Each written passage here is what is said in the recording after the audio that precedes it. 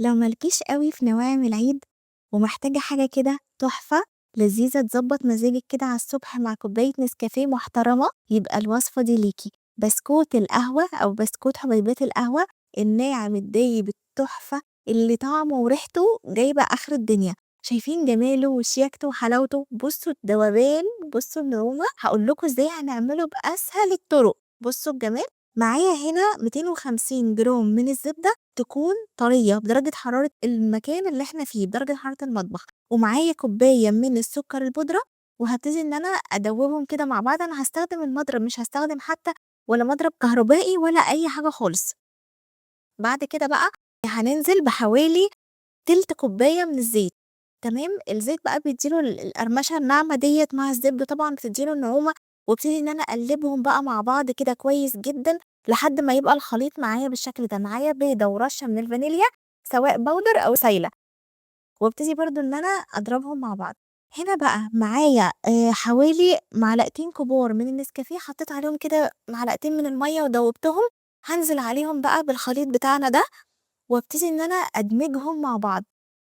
عايزة أقول لكم أول ما هتنزلوا بالخليط ده هتشوفوا الريحة وتشموها مش قادرة أقول لكم عاملة إزاي. بعد بقى ما يندمج الخليط اللي مع بعض ده كده كويس جدًا، جدًا، هابتدي أجيب بقى معايا نُص كيلو من الدقيق، وعليه 3 معالق من النشا، وعليه معلقتين كبار من الكاكاو، وربع معلقة كده بيكنج باودر، ونبتدي إن إحنا نقلّبهم مع بعض كويس جدًا لحد لمّا يندمجوا مع بعض. هابتدي أنزل بقى بالخليط بتاعي على المقدار بتاع السوايل، بس مش هانزل بيه كلّه، هابقّي كده شوية لحد ما أشوف الدنيا هتمشي معايا إزاي في العجينة. وأنا هنا مش باعجن عجن، أنا يا دوب بالِم العجين. بُص بقى القوام بتاعها بيبقى طري وسهل التشكيل وتحفة. الحبّة دول أنا خلاص ما استخدمتهمش. يالّا بينا بقى نشكِّل. باعمله الأول كده كورة، وبعد كده أعملها بطريقة أسطوانية كده وأسويها.